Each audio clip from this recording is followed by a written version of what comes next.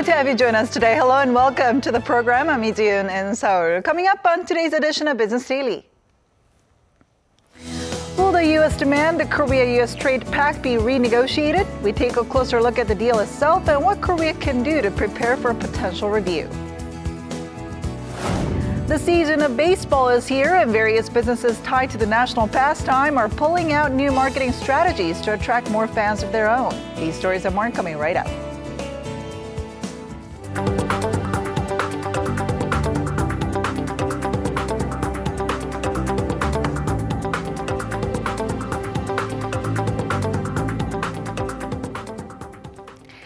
Korea's household loans grew at a slower pace in the first quarter of this year. According to the Financial Supervisory Service, household loans extended by all financial institutions rose by roughly $13.4 billion in the January to March period. That's down from the $15.7 billion growth in Q1 last year. The financial watchdog attributed the slower rise to tougher screening procedures and a smaller supply of new homes. Household loans offered by banks reached $5.2 billion, while the remainder came from non-bank financial institutions. The FSS said the pace of growth is expected to remain steady going forward, thanks to greater stability in the property market and growing jitters about interest rates rising. It noted it will closely monitor the situation given the spring moving season, and a bigger pull of new homes could cause a spike in loans again. Korea's household debt stood at over 1.3 quadrillion won, or $1.2 trillion as of the end of last year. Despite the pickup in exports and growth prospects Korea has seen recently, that momentum doesn't seem to be translating into jobs. According to new figures by Korea Employers Federation, hiring by companies with staff of 100 or more is projected to fall by 6.6% this year compared to last year. The survey was conducted on 258 companies. Jobs for college grads will shrink by 7.3%, logging a decline for the third year in a row. Hiring for high school graduates will also be scaled back, contracting by 8%, a fourth straight year of losses. In fact, only 54% of surveyed companies said they had either begun or had plans for recruitment. 21% said they had no plans at all, painting the worst picture for employment since 2011. The U.S. has initiated an anti-dumping investigation into Korea's exports of alloy steel wire rods. According to the U.S. Department of Commerce, the probe affects 10 countries, including Belarus, Russia, Ukraine, and the U.K. Korea's exports of the product came to over 92,000 metric tons last year, a value of $45 million, the second highest by value after Ukraine. This is Washington's first anti-dumping probe launched by the Trump administration on Korean goods. It comes after a suit filed by 4 American steel companies. The U.S. International Trade Commission will make a preliminary ruling by next month, and the final decision will likely be made early next year. So like we reported earlier yesterday, the U.S. Trump administration is looking to review and reform the Korea-U.S. Free Trade Agreement as it believes American businesses are facing too many barriers to entry.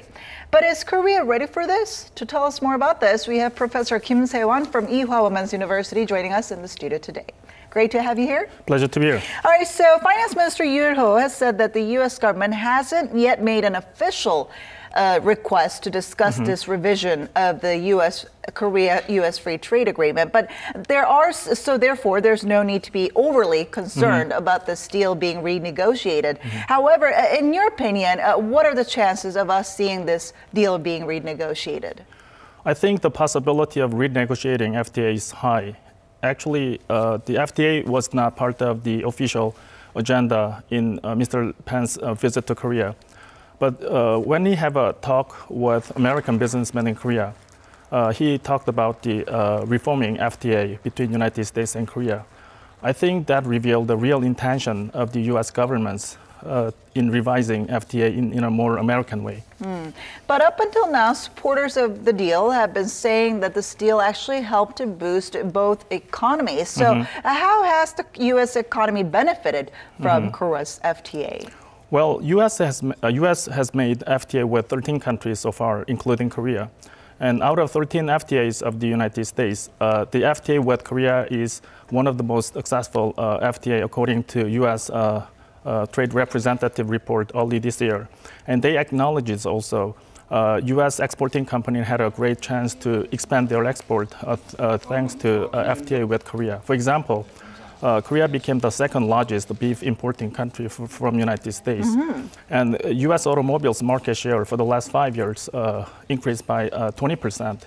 And above all, there is a huge benefit to United States thanks to intellectual property related services. Then what are some of the negative effects that it had on the U.S. as argued by U.S. Vice President Mike Pence? I think that totally depends on Korea's huge trade surplus to the United States. Before FTA with the United States, the surplus to U.S., trade surplus to U.S. was about $10 billion per year. But that increased over $20 billion today. So I believe this is incorrect figures because that does not include Korea's imports from United States with military weapons like missiles, radars, and jet fighters. So if we incorporate these Korea's military-related imports from United States, Korea's trade surplus to U.S. only increased up to 40% so far. So if the deal is renegotiated, what kind of changes can we expect? Well, to United States, the point of renegotiating FTA is maximizing the benefit of the United States by increasing U.S. export to Korea. So I believe that there are three target industries for this. The first is automobile industry, and second is agricultural industry, including beef and rice. And the last is legal service industry. So, for example, they will strongly demand some restrictions in these markets, like decreasing tariffs on the rice and more favorable governance structure for U.S. lawyers in Korean practice. And like you just mentioned, this news of a possible renegotiation of the KORUS FTA will likely affect local automakers because they are likely to be the hardest hit. Right. So Korean automakers like Hyundai and Kia's export to United States covers the largest part of the Korean surplus to United States, over 50%. Actually, Japanese automakers have exactly the same problem with the United States government.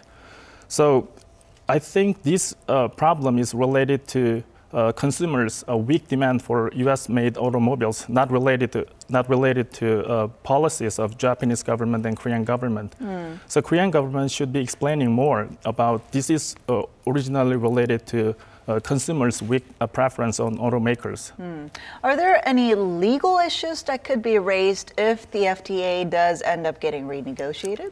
Well, according to the rule of the amendment of the U.S.-Korea FTA, either side can ask renegotiation of the FTA with 6 months in advance notifications. So there won't be any legal issues in renegotiating the FTA between U.S. and Korea. All right, so this wasn't really a surprise to Korea, considering that Trump, during his election campaign, has repeatedly said that he plans to renegotiate a lot of the FTAs in favor to American businesses. So what can Korea do to prepare for a potential renegotiation to minimize a negative impact on the Korean economy? I think it is important to persuade the United States that FTA between U.S. and Korea are mutually beneficial agreements.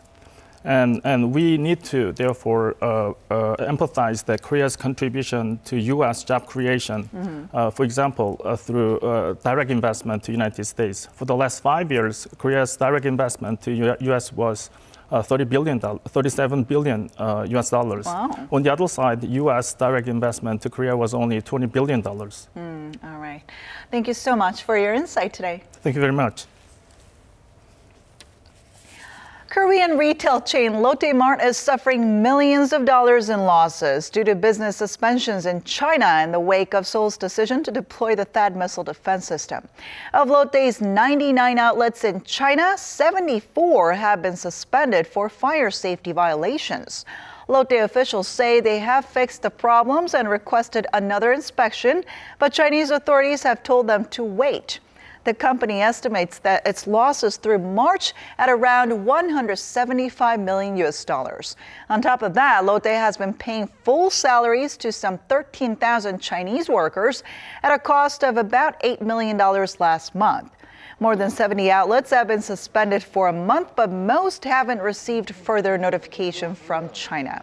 6 have had their suspensions extended for a second month, while another 13 outlets have closed voluntarily.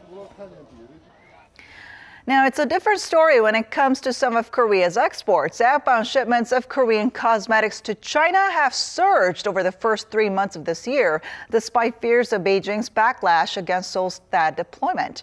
This is according to Korea Customs Service, which reported that Q1 exports were nearly 27% higher than the same time last year, reaching around $337 million. The customs agency attributes this to a reduction in consumption tax in China for high-end cosmetics and the increase in functional products offered to Chinese consumers.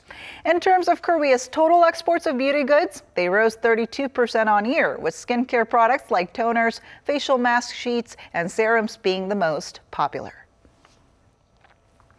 On the 1st of this month, the Chinese government announced plans for its next centralized industrial zone to be placed close to its capital, Beijing.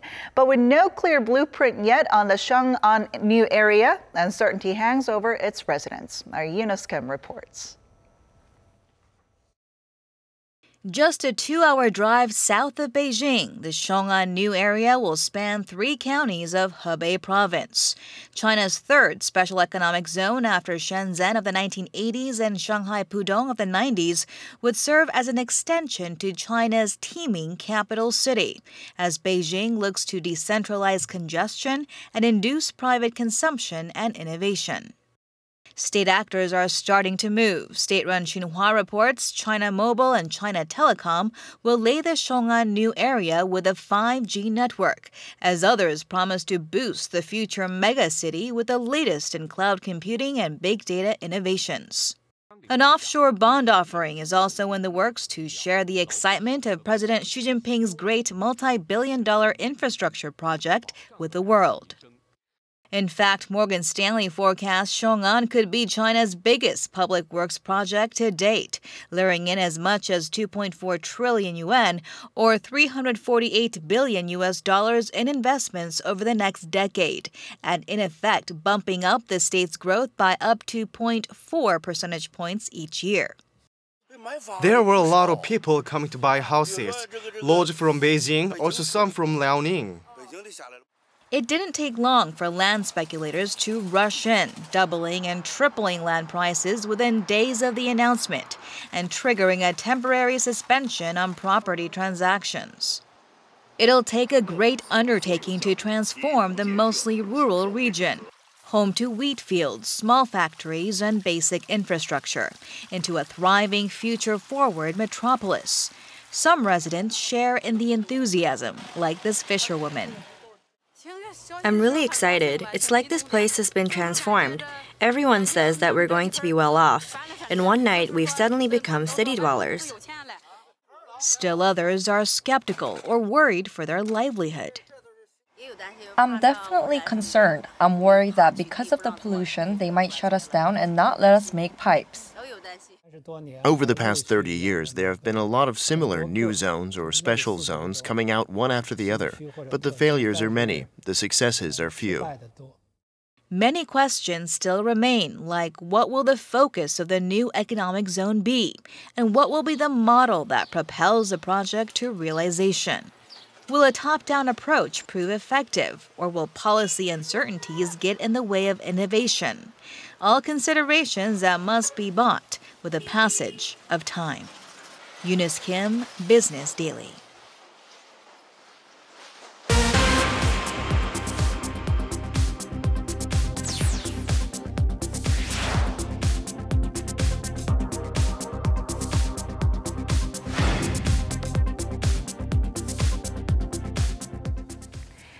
For many die-hard sports fans here in Korea, spring is known as baseball season, which kicked off at the end of last month. The game draws in some 8 million spectators every year, and with this popularity comes a booming industry that's growing by the day. So, what are some of the new marketing strategies out there nowadays? Let's find out.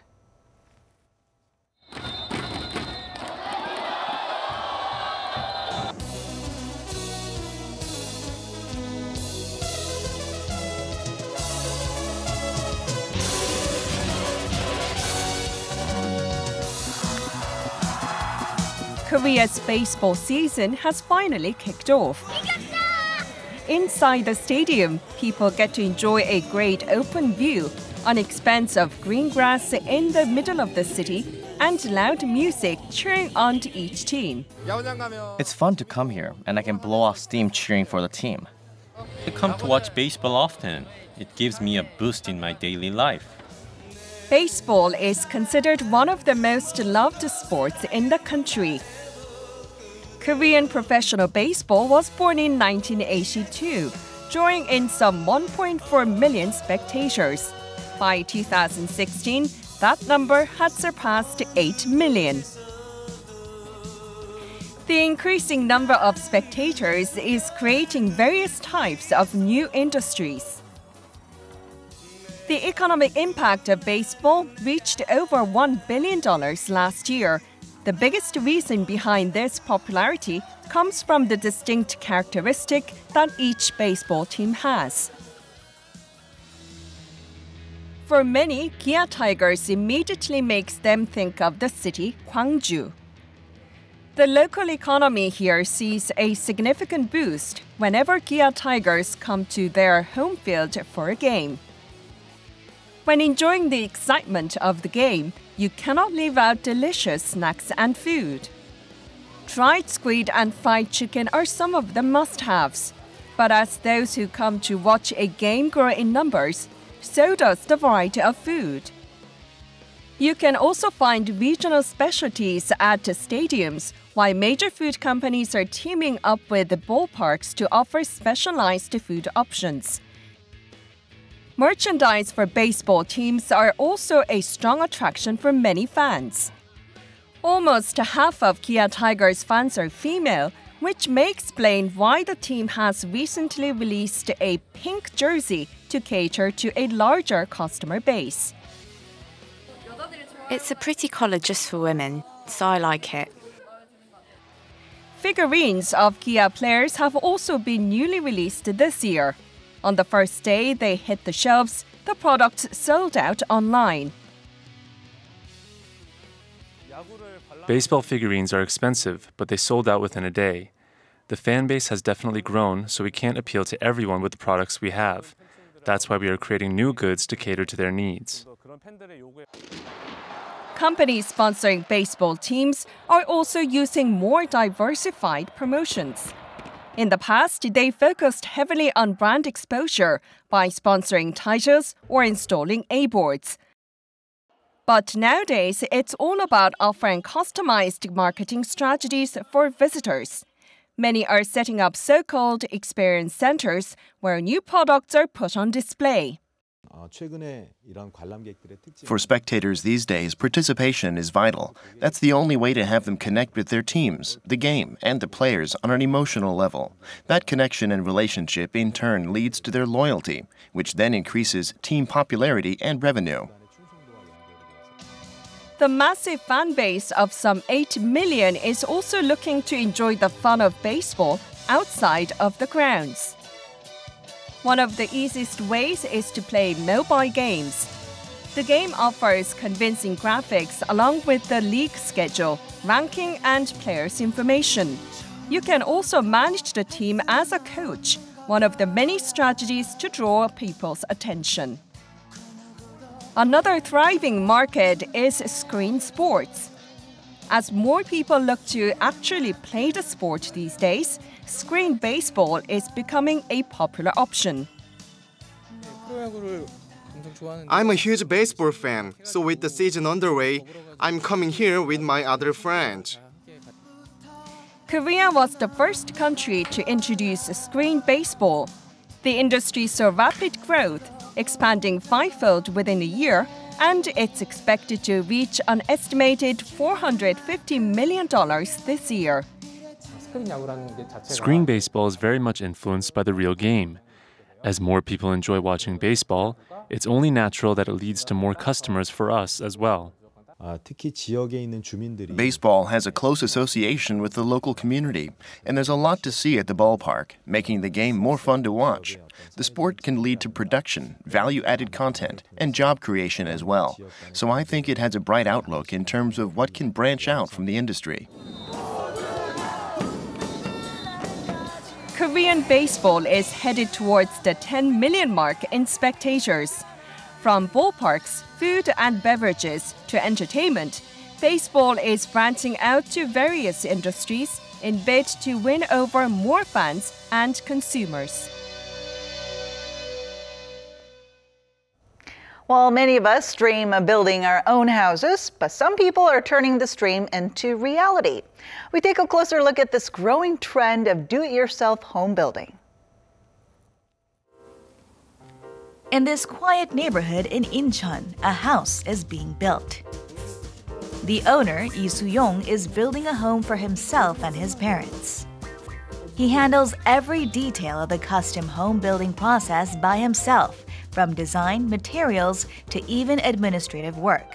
What made him start a DIY home building project? I asked for a quotation to build a house, and a contractor said it would cost somewhere from $260,000 to $300,000 US. Now, about 2/3 of the work is complete. By the time it's done, I think it'll cost around $170,000. He decided to become an owner-builder mainly to save money. He consults home building experts and draws on professional experience in interior design to create his dream home. Thorough preparation is critical. Allow sufficient time to meet different people, look for materials, visit trade fairs, and you'll be able to build a house that is somewhat close to your expectations. Lee is among the growing number of owner-builders in Korea. They believe there are more merits to building a custom home than cost-saving. In the past, houses were more of an investment. Nowadays, people have a strong attachment to them. DIY interior design was once popular. The trend has now evolved into DIY home building. Chae Jin, a housewife in Yongin, lives in a self-built house. She says her home building project involved thorough planning and preparation. It was driven by her desire to live in a home that suits her family's lifestyles. I made the living room and kitchen spacious. There is a guest room in case the guests or my parents come over. They are old, so the room is on the first floor to save them the trouble of walking up the stairs. My husband needed a place for rest, so I created a big master bedroom on the second floor. The basement was turned into a gallery and studio for her son, who majors in art. He likes the privacy that this independent space offers. Besides design, Chae also made sure the finishing materials and interior elements were to her liking. Outer walls were painted white, while inner walls were faced in concrete. She likes how her home reflects her lifestyle needs as well as personal style. I used to live in an apartment and I felt so stuffy inside. Now that I live in a house, there is an open space and a great view. I also like that I can listen to music loudly and my children can run around and play. To cater to aspiring owner-builders, there are now professional agencies that offer useful advice and tips for home construction. The CEO of this company also had difficulties in the past due to a lack of background knowledge in construction. Self-build projects require help. You would need to meet and handle at least 150 people when building your own house. The problem is that most people have no idea who they are and where to meet them. Thanks to the popularity of DIY home building, the company now gets 10 times more inquiries than last year. It is difficult to build a concept for home if you don't have any background knowledge of construction. It would take a year or two to find answers on your own. Chinchindi's service is very useful in that it offers quick insights to potential issues. Self-building has never been easier with professional tips and consulting services. However, it is still a project that requires commitment and passion. There are many things that owners should pay attention to, including design, materials, construction jargon, and administrative processes. Make sure to study hard and gather as much information on construction as possible from different sources like the internet. I would advise against turning to self-build just for the sake of cost saving without collecting any information.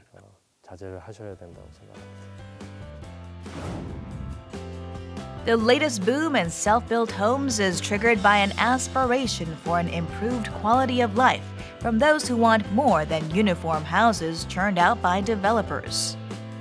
It would be interesting to watch them bring their dreams to life.